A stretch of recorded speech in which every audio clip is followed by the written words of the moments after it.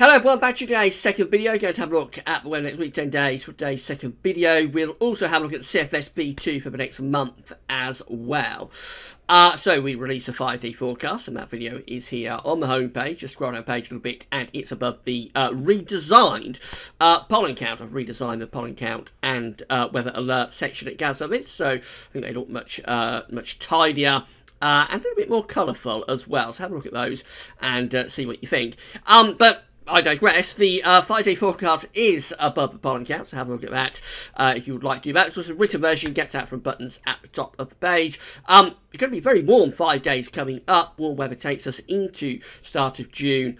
But there will be thunderstorms, particularly tomorrow and Friday. We could be looking at some big storms across the country, and I'll have more about that for today's third video, and that will be coming up around 7 o'clock this evening on the Stormwatch page.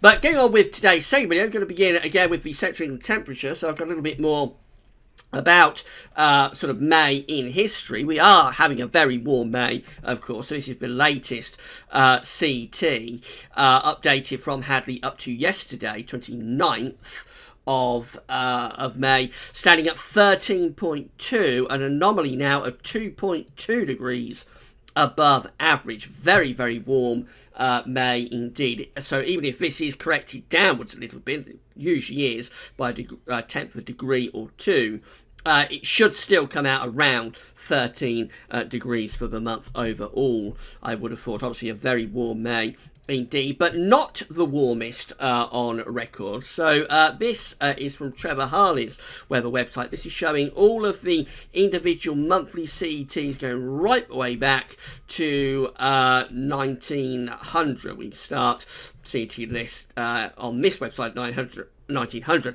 Actually, you can go back as far as 1659 with the Central England temperature. It's the oldest sort of consistent temperature record anywhere in the world, but the further back you go, the more unreliable it becomes. Anyway, Trevor Harley starts his list of CTs off at 1900. So if we come down to the year that we are currently in, which of course 2018, they are the monthly CTs for 2018. There's that cold February and March combination showing up just there. There's the warm April, of course, and this number in the box here will be May CT. So we had a very warm May last year. Interestingly, 2017 had a May CT of 13.2.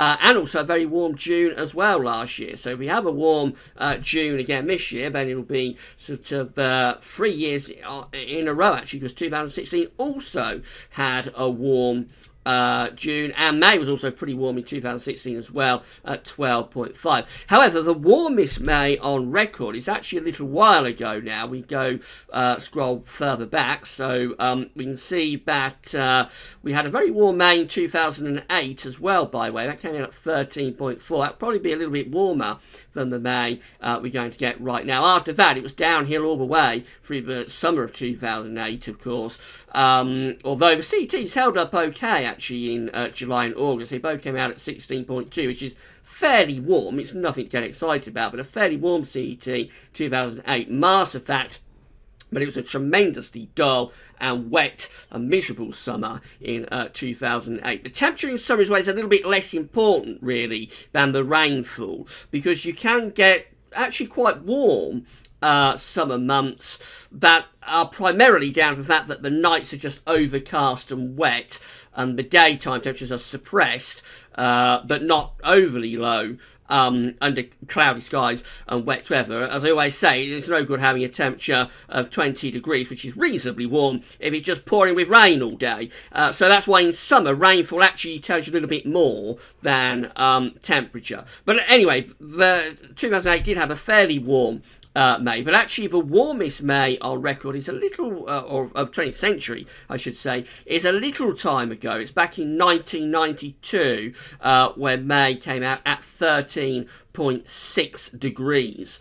And then very similar really to 2008, we had a decent June, but then July and particularly August went a bit down the tubes. So we're not going to reach 13.6 that we had in May 1992. That's the warmest May of the 20th century, but not the warmest May within the CT record. And I'm going to show you what that particular May is on this page at Trevor Harley's website. So again, there's 1992 showing up, May 1992, as the warmest May of the 20th century at 13.6, but not the warmest May on record. As I say, the CT goes right way back to 1659, and the warmest May overall actually happened a very, very, very long time ago. So you have to scroll right way down here.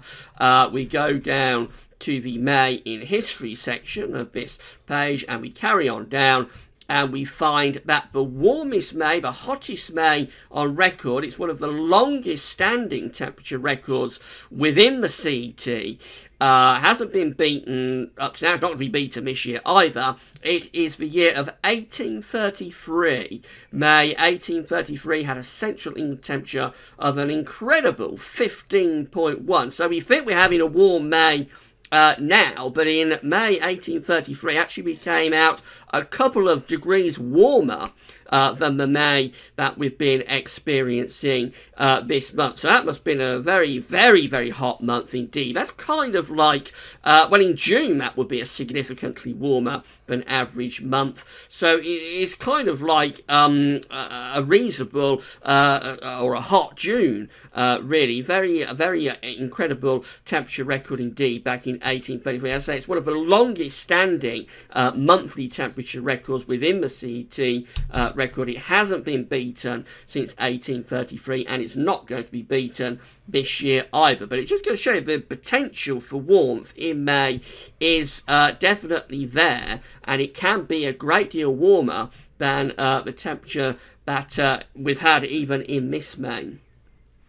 Right, so that's a little bit of history, a bit of a history lesson for you. Let's have a look at the weather for the next week to 10 days. Then we'll have a look at the GFS temperature and precipitation ensembles. First of all, starting off with the upper air temperatures for London. The red line here is a 30-year upper air temperature average for London. Obviously, we're significantly warmer than average right now. We're going to be staying significantly warmer than average through the first week of June. That takes us to the 8th of June, just there, where the temperatures are still holding up at a very warm level indeed. Now, the second week of June, this period just here, is showing signs of a little bit of a cool-off. Nothing overly dramatic, but it is perhaps going down a little bit closer towards the red line through the second week of June. However, bear in mind that's the extended range of the ensemble, so it is unreliable. As far as precipitation is concerned, well, these precipitation spikes just here are thunderstorms, but we've got coming up over the next few days. So between tomorrow and the weekend, there could be more big thunderstorms around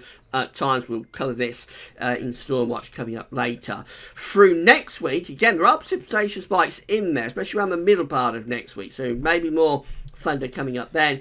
And then through this second week of June, when the temperature is beginning to ease back a little bit, that could be more sort of Atlantic rain rather than thunder.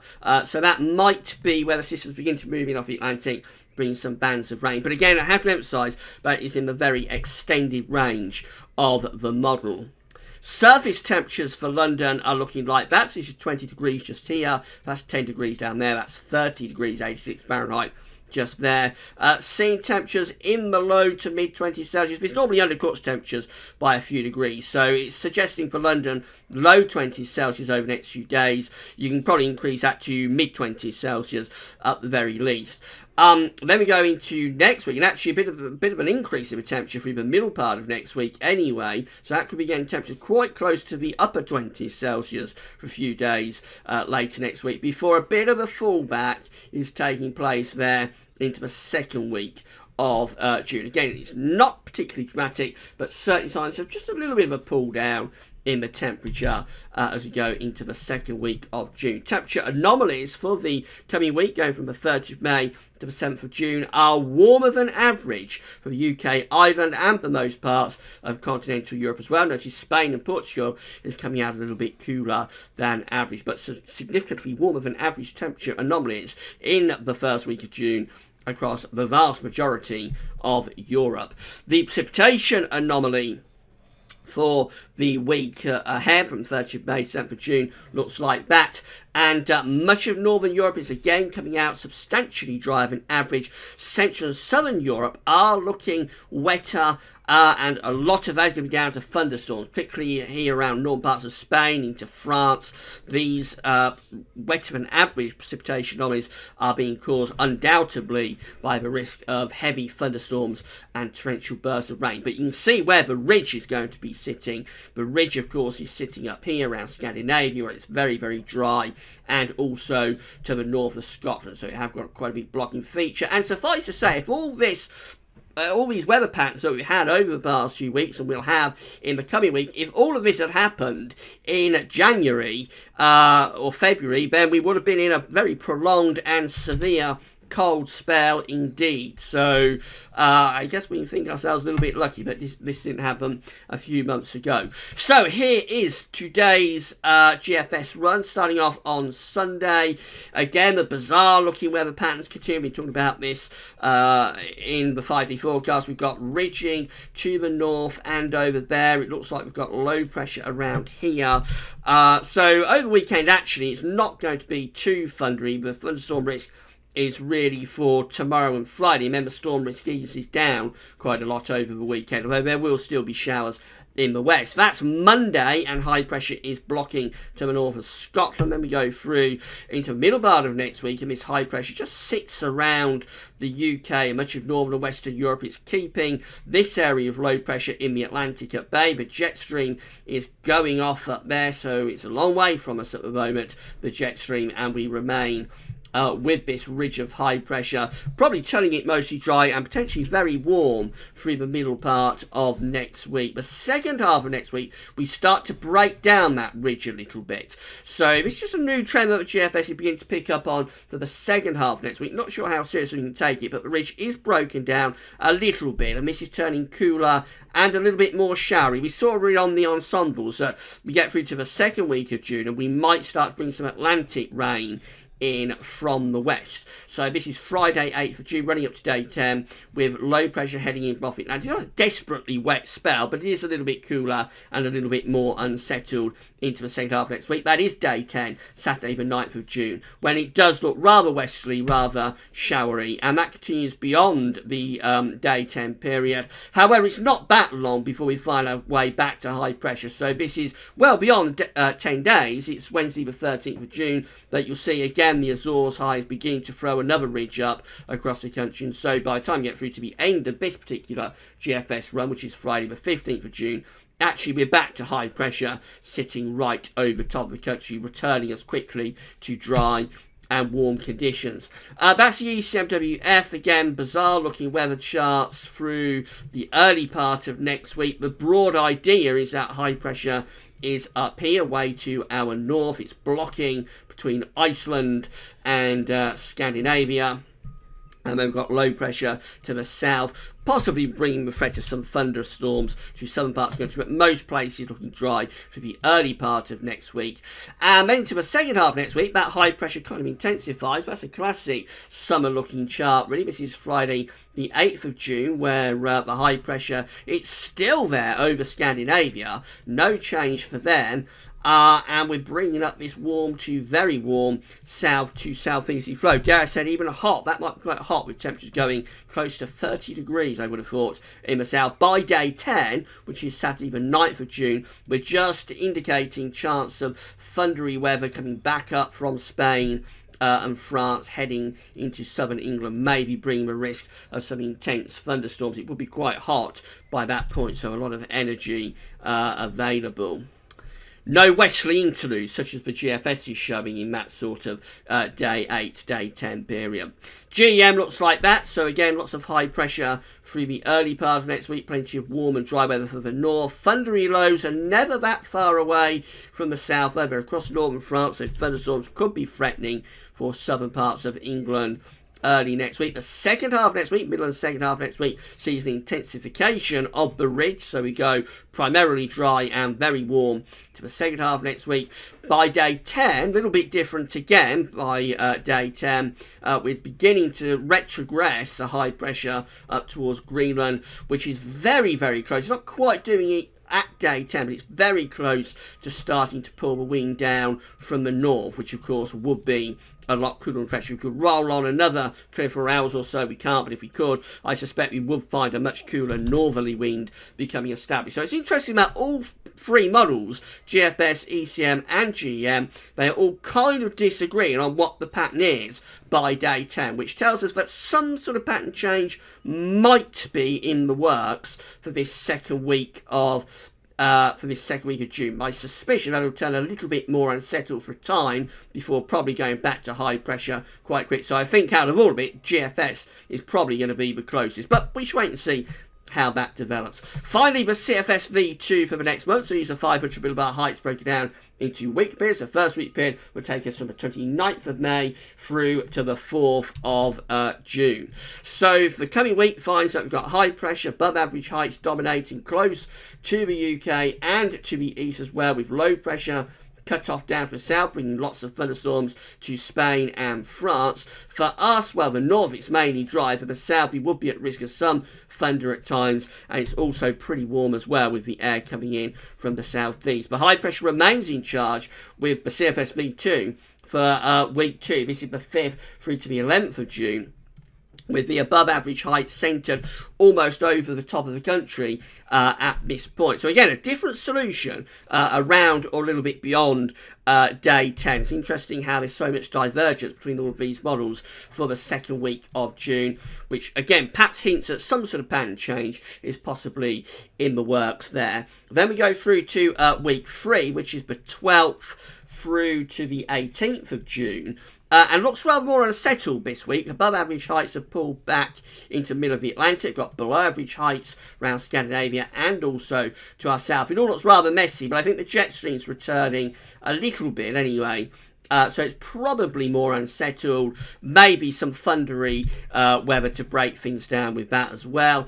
But then we go through to week 4, which is the 19th to 25th of June, and very quickly we've found our way back to high pressure, back to above average height. So essentially we're back to the pattern we start off with, which is high pressure close to or a little bit to the northeast of the country. And by this point, of course, late June, pulling in easy winds, it's going to be pretty hot with those winds as well. So it's a bit of a mixed bag. There are divergences here around the second week of June. The first week of June going to be very warm though, and a continuation of possibly more thunderstorms at times in the south, but a lot of dry weather in the north. The second week of June we have got disagreements, but I think my guess is that it's going to turn a little bit more unsettled at some point through the second week of June. It may happen early in the second week, it may be more towards the middle of the month, but I think at some point through that second week of June we'll get a more unsettling sort of interlude.